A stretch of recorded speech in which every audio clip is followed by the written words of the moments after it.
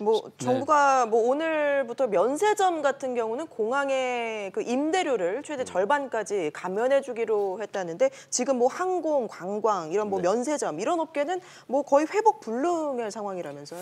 네, 그런 의미에서 오늘 이제 발표를 한 겁니다. 거의 하루가 멀다 하고 어떤 정책이나 지원 방향을 계속 발표를 하는 것 같습니다. 오늘 이제 관광, 영화, 통신, 방송 이 4개 영역에 대한 코로나19 관련 업종별 지원 방안을 발표했습니다. 사실 이 코로나19로 인한 그 충격이 방금 말씀 나눈 것처럼 여러 산업에 걸쳐서 거의 대부분의 영역에 걸쳐서 미치고 있지만 가장 큰 그 직격탄을 입은 산업은 그래도 이 4개 정도로 꼽지 않나 생각이 됩니다.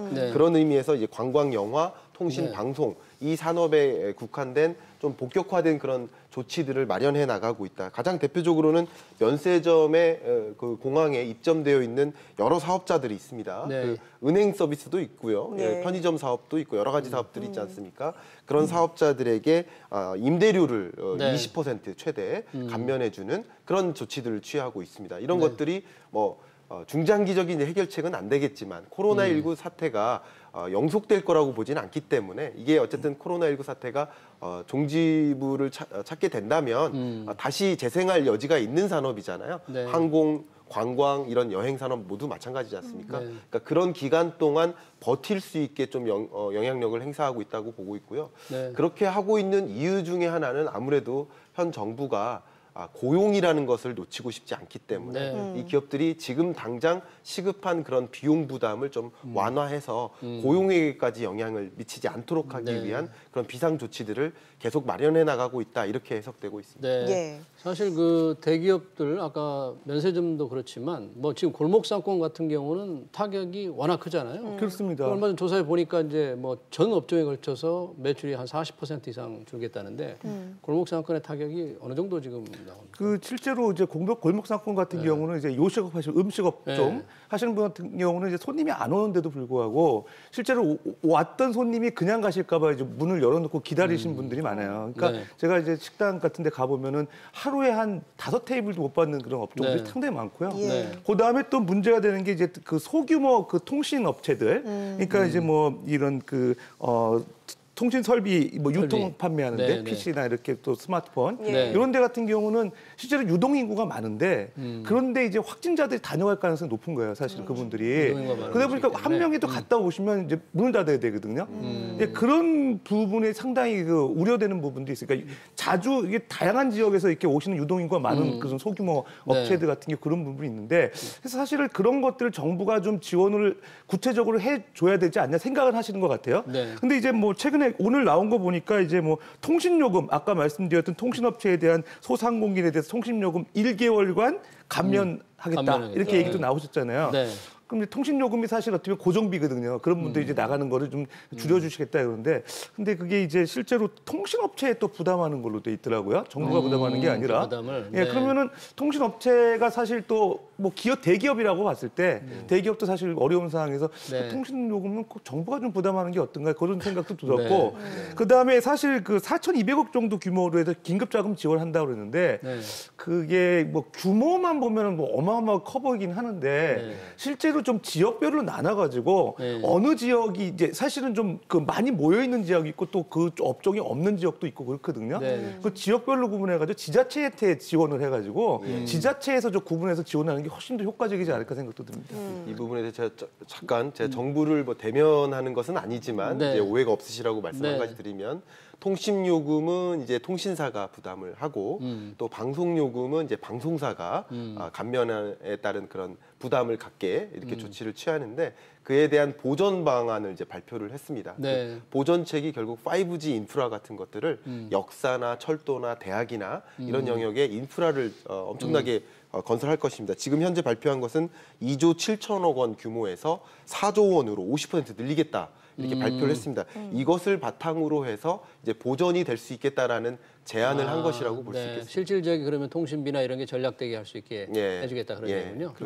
너무 좀 길게 보시는 거 아닌가 생각이 돼서 언제 보전이 될지 잘 모르겠네요. 아니, 기업들이 정말로 어려운 게 이 코로나 이전에 이미 우리 국내 10대 그룹에 보면 영업이익이 코로나 사태 이전에 2019년에 60% 준 걸로 나왔어요. 그렇습니다. 맞습니다. 예, 그러면 예. 거기에다가 이번에 충격이 더해지면 얼마나 상황이 그렇죠. 안 좋을 건지. 뭐 일단 그 서베이 하는 거 예. 보게 되면 BSI 지수 같은 게 할 때 뭐 업적이 실적이 어떻게 나빠지겠냐 하면 대체적으로 뭐 10명 중에서 뭐 거의 뭐 9명 이상이 이제 나빠지는 건 기정사실이고 네. 거의 반토막으로 얘기하시는 분도 많아요. 그러니까 네. 실제적으로 이런 그 체감 경기는 더 실물 경기 나빠지는 것보다 나쁘다고 봤을 때 네. 사실 그런 그 어떤 체감 경기가 나쁘다는 거는 그 어떻게 보면 그 사기가 더 진작이 안 돼서 네. 결과적으로 소상공인 같은 경우는 장사를 접는 분도 많이 생기거든요. 네. 그런 거에 대한 우려 차원에서 조금 이제 좀 빨리 이제 긴급 자금이 지원될 수 있는 노력이 더 필요하지 않을까 생각됩니다. 예, 이렇게 사업체들 사정이 안 좋아지면 일자리 문제도 참 걱정인데 뭐 미국 같은 경우는 뭐 지난달 일주일 만에 300만 일자리가 줄었다고 하지 않습니까? 예. 우리도 이제 조금 있으면 이제 3월 고용 동향이 나올 텐데 얼마나 안 좋아질까요? 네, 미국 같은 경우 이제 지금 나오고 있는데 실업수당 청구 건수가 주로 이렇게 크게 늘은 거죠. 네. 요즘 나오는 이 지표들을 반영해서 그래프를 그리려면 그래프 그리기가 굉장히 어렵습니다. 네, 네. 왜냐하면 이 숫자를 보세요. 328만을 있는 그대로 반영하려면 저 물결 표시가 있어서 반영이 예, 된 건데 예. 반영이 안 됩니다. 네. 굉장히 어렵습니다. 급격히 올라가죠. 그리고 그렇죠. 예. 기존에 이제 2008년 글로벌 금융위기 때나 1982년에 2차 오일 쇼크가 있었을 때 네. 그때 60만 명 수준의 실업수당 청구 건수가 있었어요. 네. 굉장히 큰 고점이었는데 그거를 그냥 넘어서는 수준, 그냥 몇백만이 아니라 328만으로 엄청나게 늘은 거죠. 네. 근데 이것은 이제 주당 실업수당 청구 건수니까 네. 청구 환자가 다 실업수당을 받는 것은 아닙니다. 네. 근데 이제 이것은 이제 아무래도 3월 고용 동향이 발표될 4월 달에 이미 고용자가 얼마나 될까, 취업자가 네. 얼마 될까, 실업자가 얼마 될까를 먼저 가늠할 수 있는 선행 지표라고 볼 수 있는데 예. 정치계에서는 굉장히 민감하게 보는 지표입니다. 네. 그럼 이제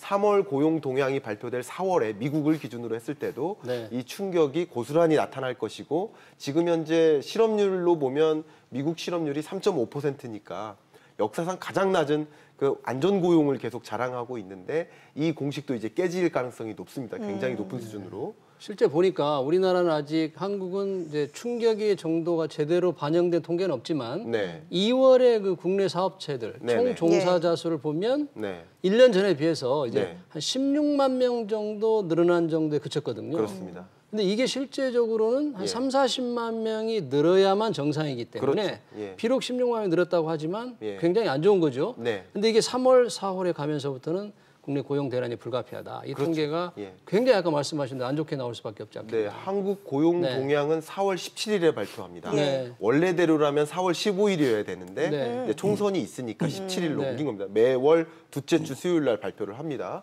이 3월 고용 동향이 발표될 네. 4월 17일이 되면 얼마나 많은 실업자가 생겼고 얼마나 취업자가 감소했는지를 볼 수 있겠는데 네. 지금 여실히 볼 수 있는 몇몇 다른 지표들을 통해서 네. 아 이제 고용 충격이 오겠구나. 고용 충격이 오면 그제서야 아 이제 실물 경제 충격이 시작되는구나. 이제 바닥이 시작되는구나. 이제부터 실물 경제 입장에서는 예. 네, 그런 생각이 좀 들 수 있는 거라고 볼 수 네. 있겠습니다.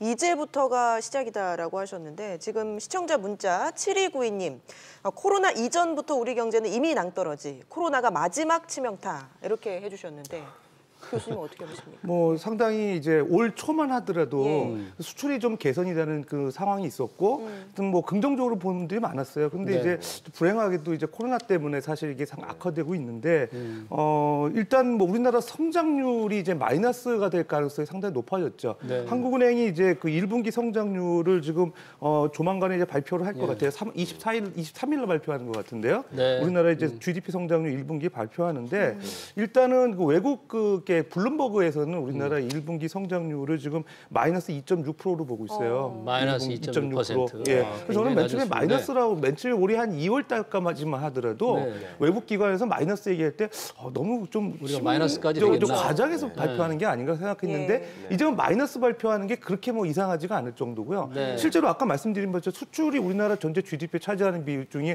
한 44% 정도 되는데 거기서 예를 들어서 뭐 실질적으로 실적이 나빠질 경우라고 했을 때 가정했을 때 뭐 마이너스 성장률은 뭐 기정사실화된 건데요.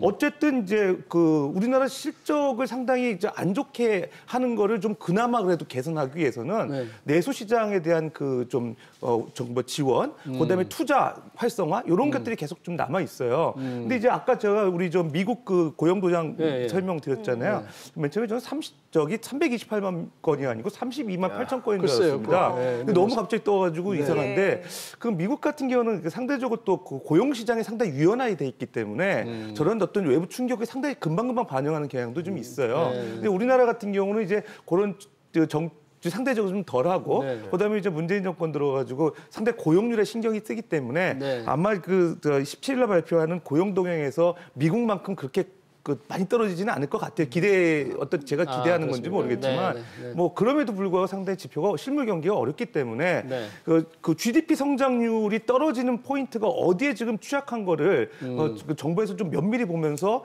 최대한 1분기의 성장률을 마이너스 성장률을 좀 최대한 억제해야 앞으로 이 올해의 성장률 뭐 좀 상당히 이제 보존하지 않을까 생각이 듭니다. 교수님 말씀하시는 중에 17일에 대한 그림을 좀 그려봤습니다. 4월 17일. 1분기 성장률 발표하는 그것도 그렇고요. 우리 4월 17일은 고용 동향. 고용 동향. 23일 날. 근데 4월 17일에 또 뭐가 있냐면 우리가 기다리는 좀 기다리지 않는 그런 통계지만 IMF의 스프링 미팅이 있습니다. 그러니까 스프링 미팅 때 월드 이코노믹 아웃룩 경제 전망을 발표합니다. 그러니까 세계 경제 성장률 전망치에 대해서 IMF 총재가 기자회견으로만 얘기했잖아요. 기자회견으로 3.3이라고 얘기했다가 3.2, 2.8 그리고 글로벌 금융위기 때보다도 어렵겠다. 글로벌 금융위기 때가 마이너스 0.08입니다. 세계 경제 성장률 기준으로. 정상적인 세계 경제 성장률 흐름은 3.5% 정도 돼요. 그러니까 굉장히 낮은 거죠. 그 정도 수준이 될 거다라고 얘기만 했는데 실제 보고서화된 명문화된 통계가 나온다 이거죠? 4월 17일 날 발표가 될 겁니다. 그때가 가장 좀 걱정되는 그런 날이라고 볼 수 있겠습니다. 밝은 소식은 아니네요. 밝은 소식은 아닙니다. 알겠습니다. 오늘 두 분 말씀 여기까지 듣도록 하겠습니다. 지금까지 김광석 한국경제산업연구원 실장 또 서지용 상명대 교수와 함께했습니다. 고맙습니다. 감사합니다. 감사합니다.